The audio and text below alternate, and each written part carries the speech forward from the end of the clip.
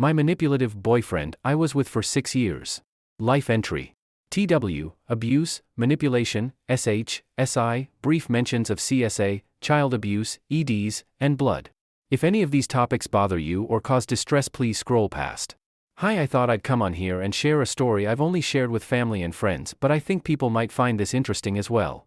For reference, I am non-binary but have only identified as such since I was 17, I'm now 20, almost 21. I'll be referring to myself as such and ask that people respect that. I transferred to a new school in 5th grade. It was a big change because I had gone from a big public school to a tiny public charter school. This school also specialized in autistic kids and their siblings. My brother, who's a year and a half younger than me, was diagnosed when he was 6 or 7. I'm also autistic but didn't get diagnosed until I was 14. Anyways, in this new school I had an easier time making and keeping friends just because I could actually express myself in a better way. This is also where I met Chadifer, not real name. He was really cool and I loved hanging out with him, and he liked hanging out with me. I thought I developed a crush, I really didn't, I just wanted to be his friend. He developed a crush on me as well. So we decided to become crushes. For some context, I grew up in a very conservative state and family. I couldn't date until I was 16 and could only date a singular person consistently if I was looking for a husband when I was 18 and over. Chadifer grew up with the same rules. Nothing too significant happened until the end of the school year when I said we should have a break over the summer. And then we entered middle school. 6th grade we just stayed friends and he became crushes with a popular girl who isn't too important to this particular story. Then 7th grade hit and we were back to crushes. Now this is kinda where things started going downhill. I started hanging out with him at his house. He was really into video games. Specifically horror video games. Now I love horror stuff, but back then I despised it. One of the games he liked to play was FNAF. He only had the first game at the time and he really wanted me to play. I told him no over and over, but I finally gave in after he threatened to never talk to me again, and me, being the shy, easily manipulated person I was, gave in and played. It was absolutely horrifying, like it should be, but I was not ready for it. Another game he would make me play was Yandra Simulator, which unlike FNAF I don't think I'll ever be able to play again. And that's just because he pushed the Yandra stereotype so far onto me that I actually started believing that I was a Yandra, that I would live if any competition got in the way. And he loved it. With the combination of him pushing this harmful stereotype, threatening to not talk to me anymore if I didn't do what he said, and the *SE happening at home, I developed BPD, borderline personality disorder.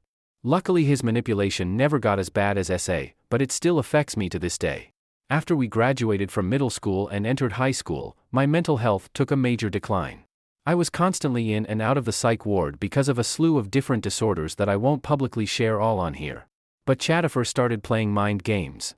He would fuel my Yandra side, but then turn his back on me when I was in an actual mental health crisis.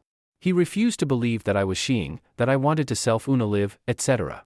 He also started making awful jokes about sensitive subjects such as CSA, child abs, etc. I hated these jokes because I was a victim of CSA and child abs.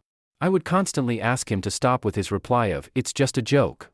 He started to comment nasty things about my appearance behind my back. Thankfully I had really good friends who were there to tell me about his unsavory comments, but sadly I didn't listen to their advice to leave him for a good while, and then giving me compliments when talking to me. I ended up developing an ED from his two-faced comments as well as my family putting pressure on me to lose weight. I tried so hard to look the way he wanted me to look. But it was never enough. In 9th grade I realized I was aroace, and that I never was romantically or sexually attracted to Chadifer. I'm actually abrosexual, but that's a whole other thing. I never told him and just kept the relationship out of fear. Then at the beginning of 11th grade I realized that I'm also non-binary. This realization really was the end of the line for me. He would have never supported me if I came out to him as non-binary. So I called him with a friend by my side. He was in a group call with his online buddies and refused to get off so I could talk to him, just me, him and my friend. So I came out to him and broke up with him while his buddies listened. Boy was he pissed.